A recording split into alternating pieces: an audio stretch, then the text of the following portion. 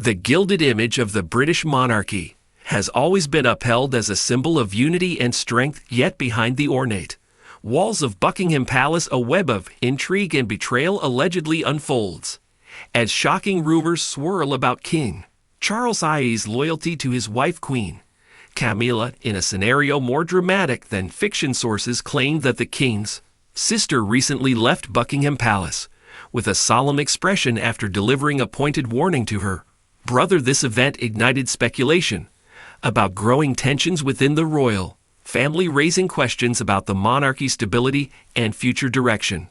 Amid these tensions, Princess Anne continues to hold the weight of the monarchy's work on her shoulders. Is princess, and a startling rumor has emerged. Charles, burdened by concerns about the monarchy's future, is allegedly considering sidelining Queen Camille in favor of his sister. Though she's always been the hardest working royal, the monarch's slimmed-down monarchy has made her workload even more punishing. The schedule may finally be taking a toll on the king's 74-year-old sister. Speaking at an event over the weekend in South Africa, she has revealed she has no recollection of the terrifying incident that led to her being knocked out by a horse last year, and said the experience has made her realize that every day is a bonus. Anne had apparently headed out to feed her chickens on her Gatem Park estate last June when the accident occurred. She said there had been no identifiable after effects other than her memory loss, joking, "I don't have any idea what I was doing in the field. It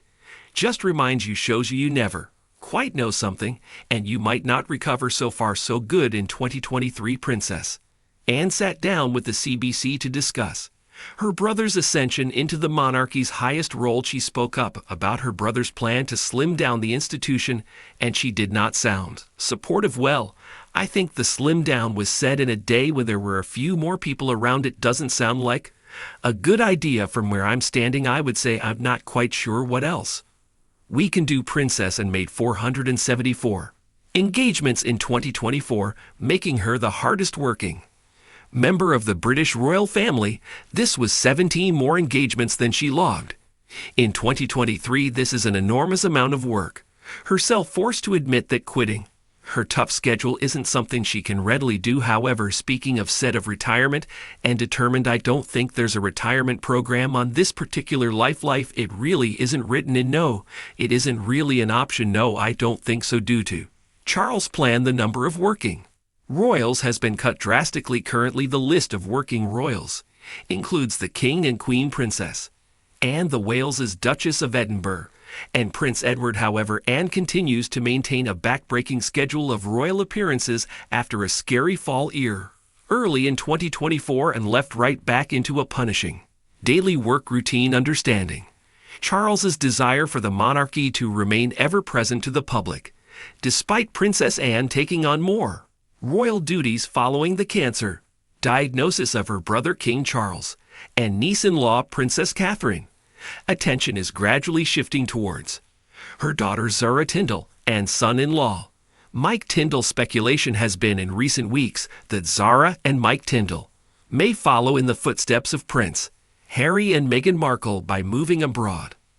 This has led experts to ponder the implications for Princess Anne's estate, estimated to be worth around £6 million upon her passing. Terry Pfizer suggested that the couple's potential move could raise questions about their involvement in the maintenance of Gome Park. The estate is privately owned by Princess, and so it's not subject to the same rules as royal residences tied to the Crown estate. However, physical distance could raise questions about their future role in its upkeep and management. If they step away permanently, it might be seen as a symbolic shift away from their UK-based roots. In conclusion, Pfizer stated that much would hinge on how deeply and firmly Zara and Mike decide to establish themselves in Australia. There's always the possibility that they'd look to lease or sell any property interests, especially if their life becomes more firmly rooted in Australia.